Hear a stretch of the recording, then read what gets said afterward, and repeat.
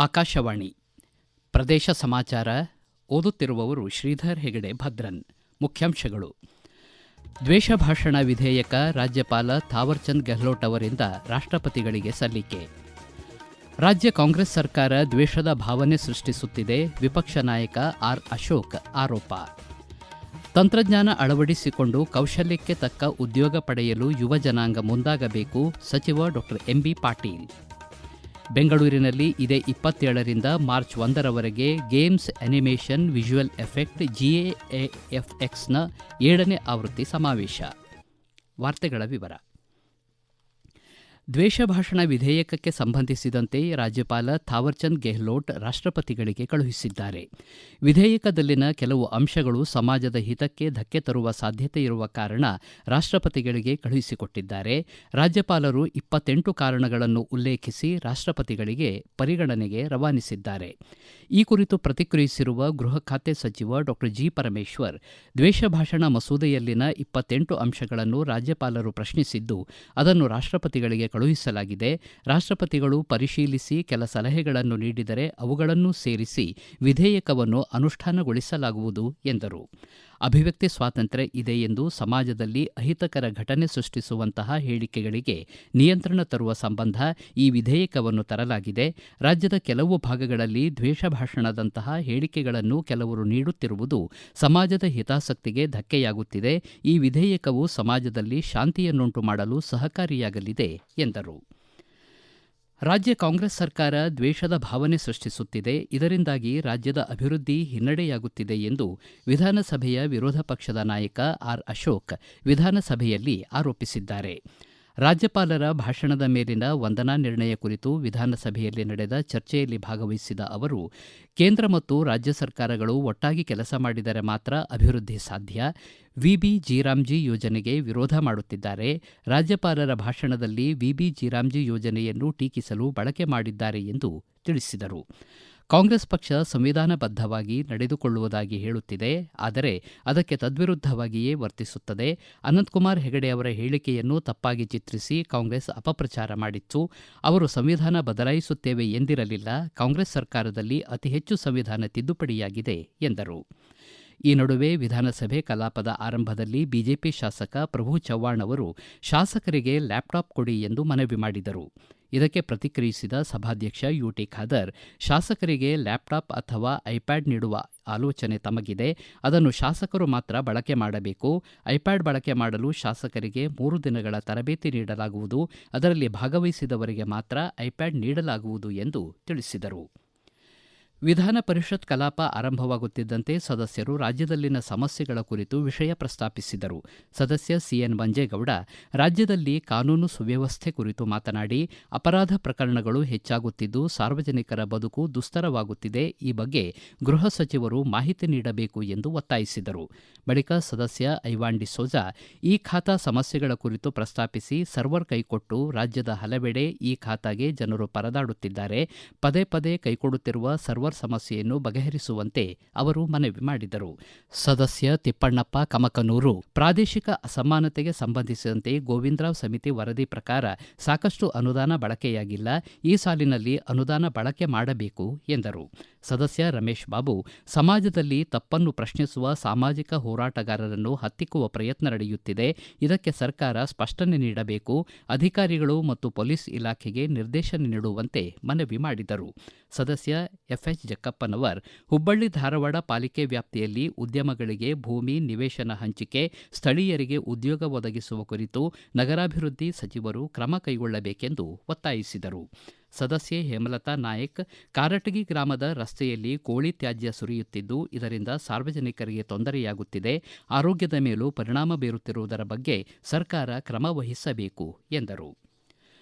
ಉತ್ತರ ಕರ್ನಾಟಕದ ಅಭಿವೃದ್ಧಿ ಹಿನ್ನೆಲೆ ದಾವಣಗೆರೆ ಇಲ್ಲವೇ ಗದಗ ಭಾಗದಲ್ಲಿ ಅಂತಾರಾಷ್ಟ್ರೀಯ ವಿಮಾನ ನಿಲ್ದಾಣ ಸ್ಥಾಪನೆ ಮಾಡಲು ರಾಜ್ಯ ಸರ್ಕಾರ ಮುಂದಾಗಬೇಕು ಎಂದು ಬಿಜೆಪಿಯ ಹಿರಿಯ ಸದಸ್ಯ ಪಿಎಚ್ ಪೂಜಾರ್ ವಿಧಾನ ಪರಿಷತ್ನಲ್ಲಿ ಒತ್ತಾಯಿಸಿದ್ದಾರೆ.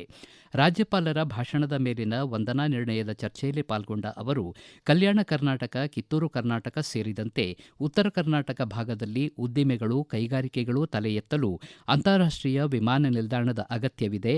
ಬೆಂಗಳೂರು ಸುತ್ತಮುತ್ತ ಆರಂಭಿಸಲು ಉದ್ದೇಶಿಸಿರುವ 2ನೇ ಅಂತಾರಾಷ್ಟ್ರೀಯ ವಿಮಾನ ನಿಲ್ದಾಣವನ್ನು ಉತ್ತರ ಕರ್ನಾಟಕದಲ್ಲಿ ಸ್ಥಳ ನಿಗದಿ ಮಾಡಿ ಆರಂಭಿಸಿದರೆ ಎಲ್ಲರಿಗೂ ಅನುಕೂಲವಾಗಲಿದೆ ಎಂದರು. ಭಾರತಿ ಶೆಟ್ಟಿ ಮಾತನಾಡಿ, ವಿಬಿ ಜೀರಾಮ್ಜಿ ಯೋಜನೆಯಿಂದ ರಾಜ್ಯದ ಕಾರ್ಮಿಕರಿಗೆ ಅನುಕೂಲವಾಗಲಿದೆ. ಹೊಸ ಯೋಜನೆಯಿಂದ ಮಾನವ ದಿನಗಳು ಹೆಚ್ಚಿಗೆ ಸಿಗಲಿವೆ. ಸಕಾಲದಲ್ಲಿ ವೇತನ ಪಾವತಿಗೂ ಅನುಕೂಲವಾಗಲಿದೆ ಎಂದರು. ಈಗ ಪ್ರಕಟಣೆ, ನಂತರ ಪ್ರದೇಶ ಸಮಾಚಾರ ಮುಂದುವರಿಯುವುದು.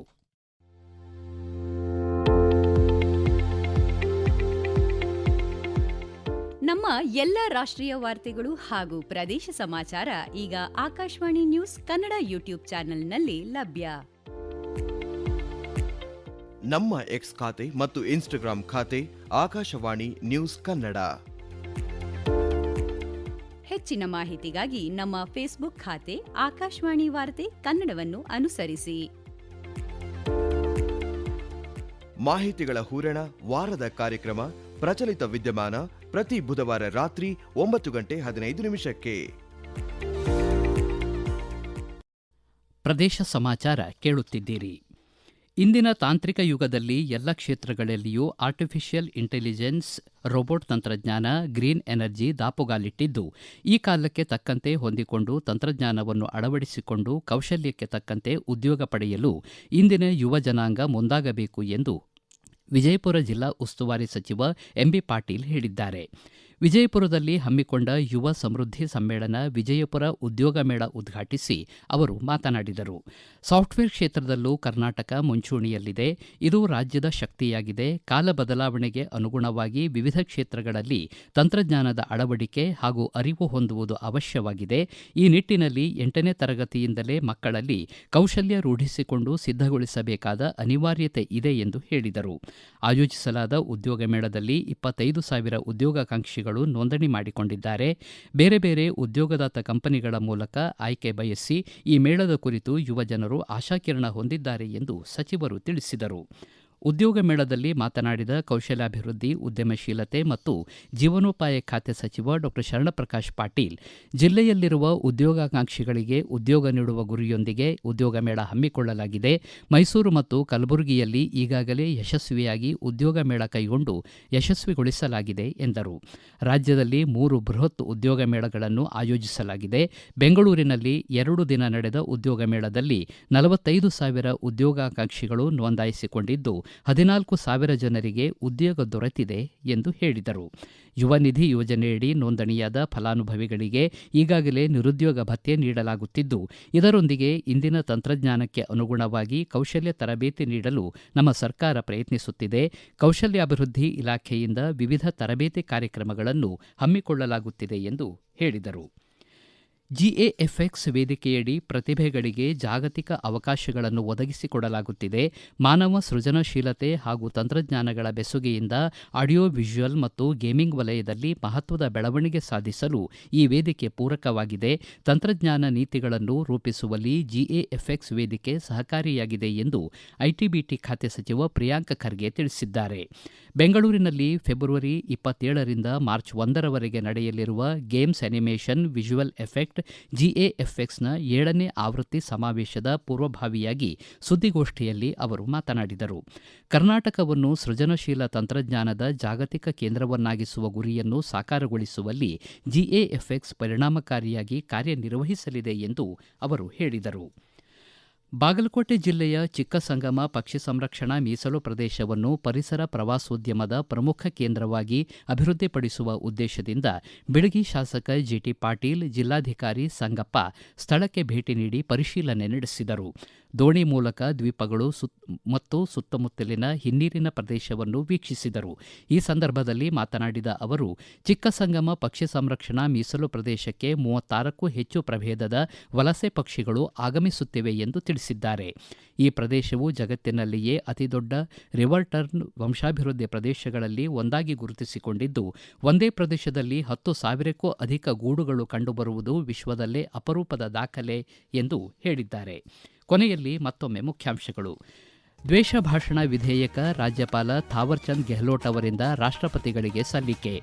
ರಾಜ್ಯ ಕಾಂಗ್ರೆಸ್ ಸರ್ಕಾರ ದ್ವೇಷದ ಭಾವನೆ ಸೃಷ್ಟಿಸುತ್ತಿದೆ, ವಿಪಕ್ಷ ನಾಯಕ ಆರ್ ಅಶೋಕ್ ಆರೋಪ.